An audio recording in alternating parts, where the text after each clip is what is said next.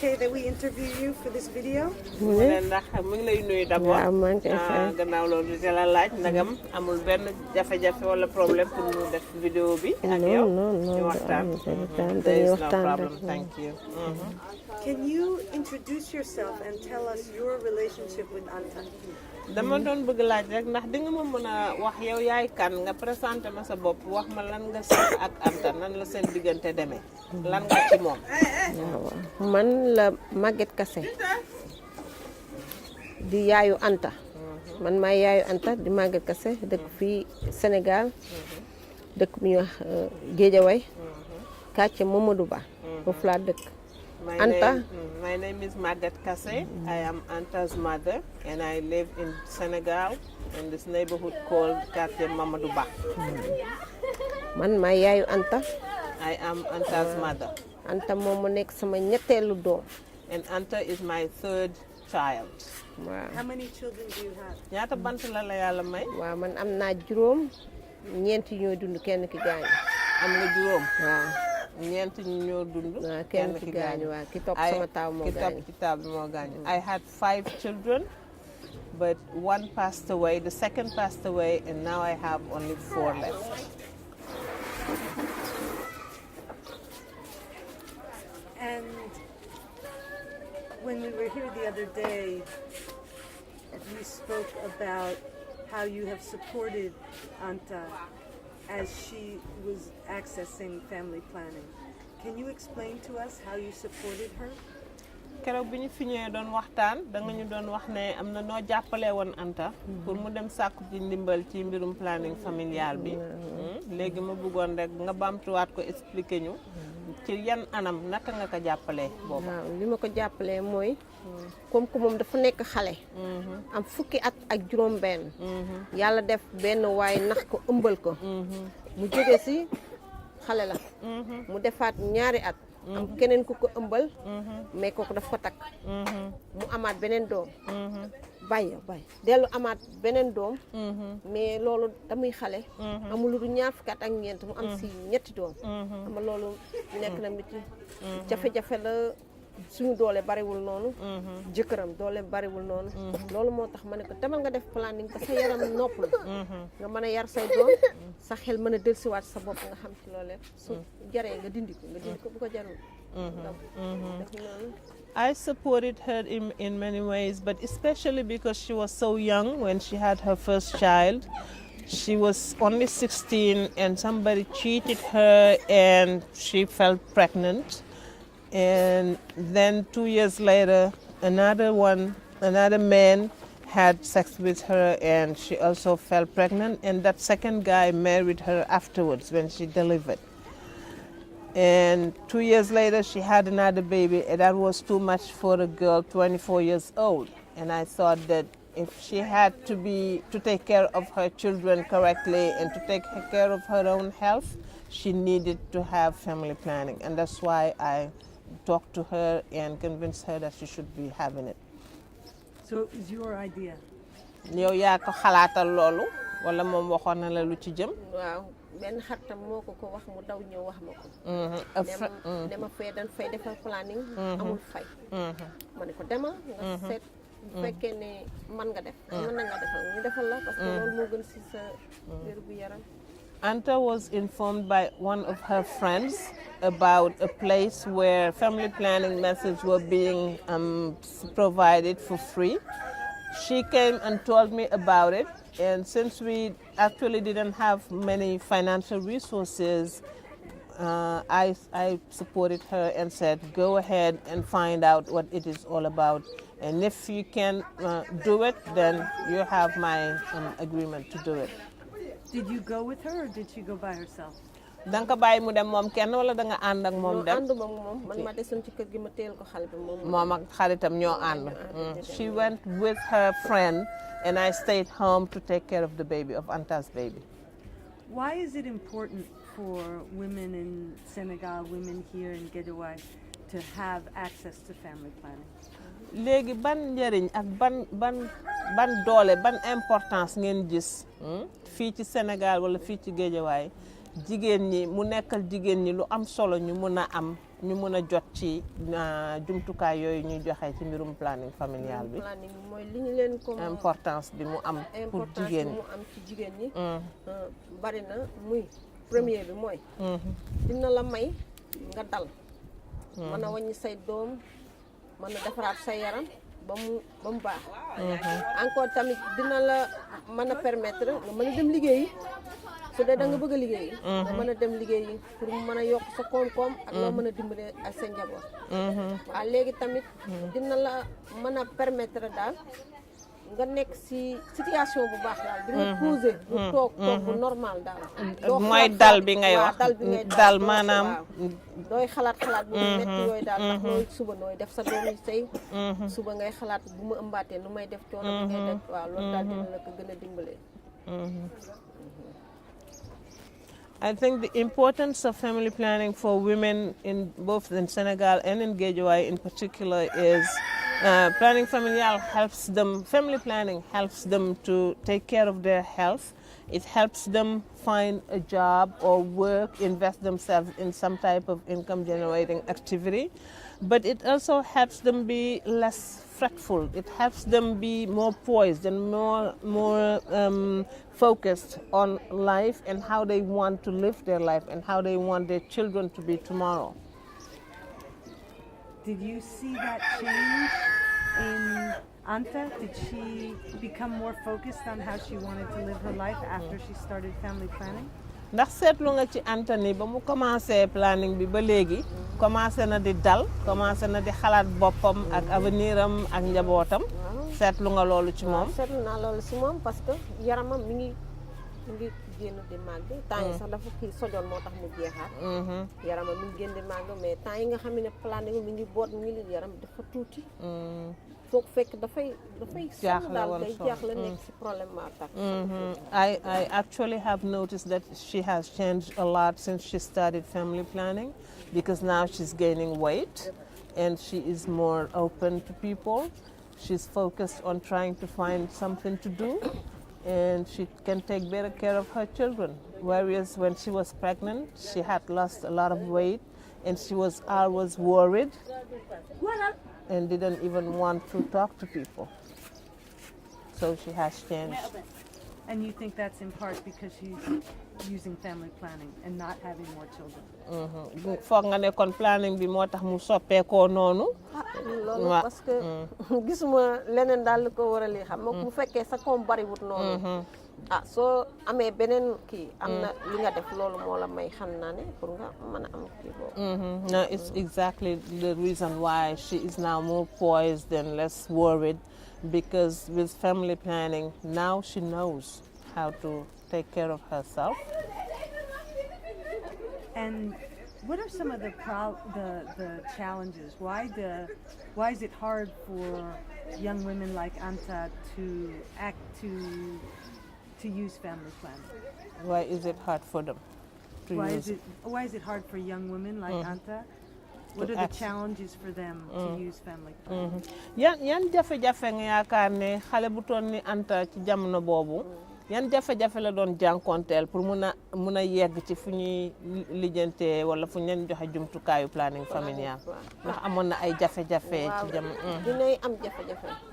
parce que su fekkee yow da nga am xëy yor benn 1000 francs war a lekk sa doom war a lekk nga war a dem fay pour ñu planningal la fay metti si yow mais ñi nga xam ne dañu ñëwoon ñu yor seen oto di wër di woote pour nit ñi nañu ñëw ñu defaral leen si gratuit ñooñu dinañ leen dimbali ñoom it dinañ am benn coono boo xam ne fenn mooy da ngay am na ci ñoo xam ne dañuy ñëw rek dañu leen waroon a wutal bi ay appareil ay kii yoo xam ne dina leen may bu ñuy planning ñu seetal leen seen deret xam ban moom la ñu attan ak bu ñu attanu avant ñu leen di planningal parce que da ngay gis ku planning toog ba ci yàgg muy sañe wala muy jeex wala muy miin mais su demee dañ koy bindal ordonnance mais suñ ko bindalee ordonnance boobu bu fekkee yow amoo li nga def añ sa kër wala sa reer doo mën jënd kii li ngay mujjee dindi planning bi boo biiraate da ngay sonn waaw. The first challenge is actually financial resources. If you don't have the financial means to support yourself, you only have 1,000 francs CFA per day. And instead of going to the family planning clinic, you'd rather buy food or cook food for you and your family, right? And the second thing is before they go to the before they take one method and undergo planning, family planning, it would have been a good idea to have them checked up before, so that they would, the midwives or the health clinic workers would know what is the current health situation of these young girls, right? Because some of them take up one method and then start falling sick. They either bleed or have headaches and that kind of stuff. Whereas if they had been checked up before, had a blood test before, and the people knew that they were safe and had no problem health-wise, then that would have been a very good idea. But it's a challenge because they still do not carry out that first checkup before the girl is suggested one method. Have you seen? Are there other challenges, or are those? Yeah, the rest of that challenge was that if they don't do the checkup, and one method is applied to the girl, and then she falls sick, they just give her a prescription, right, to go and buy something at the pharmacy, one treatment.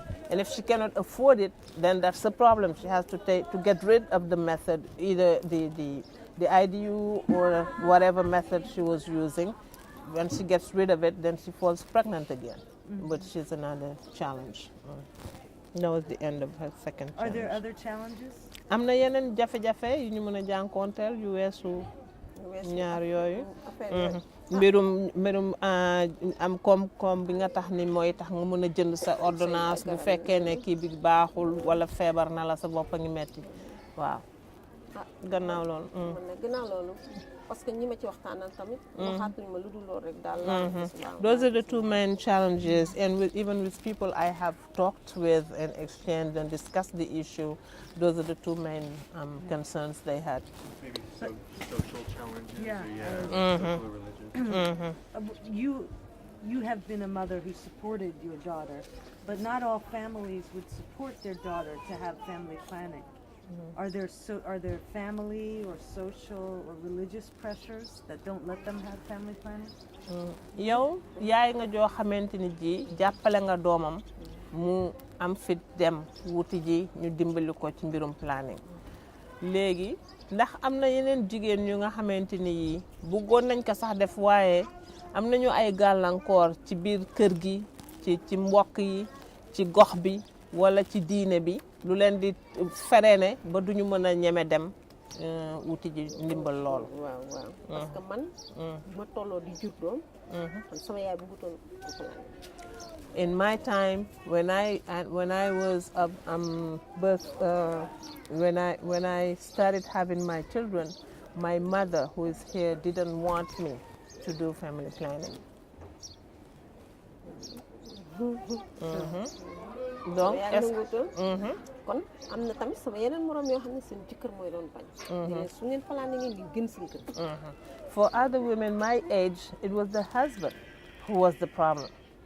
And the main concern was even the way they would put it. They would say, if you do planning family, if you do family planning, you'll get out of my house.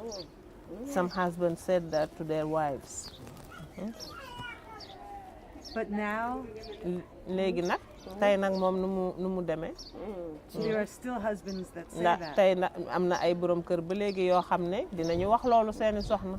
léegi temps yi nii am na ci ñoo xam ne xamuñu woon moo taxoon ñu di ko wax. mais am na ñoo xam bi ñu leen xamalee li ci nekk ne leen pour ñuy soralal ci seen jur rek ne du pour bàyyi ko. am na ñu nangu mais am na ba tey ñoo xam ne dañu dëgër bopp. parce que man sama doom bu mag bi moom jëkkëram d'accord na li muy def dafa tàggu jëkkëram bàyyi ko mu dem def. sa doom bu mag jigéen la. mag mu nga nekkee kay mooy sama taaw. kële ne waaw. ah bon kay sa doom toogoon naa ko rek. so that's the eldest daughter. Okay. When she got married, her husband accepted. Okay, but there are still some men who resist family planning. But you have seen changes in the time from when you were starting to have your children to now.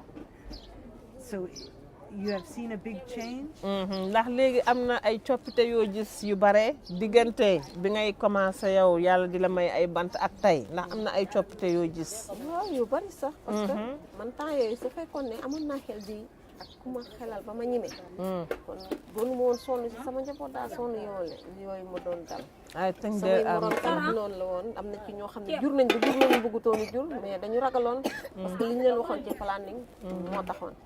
mais léegi ñoom tey yeewu nañu ba seen i doom tey dañ leen di digal ñu dem planning. waaw man am na sama ñaari xarit yoo xam ne seen doom yi ku ci am doom rek dafa leen dem planning. There have been many changes, and particularly important is the fact that in my generation at first were afraid of going for family planning because of the rumors around it.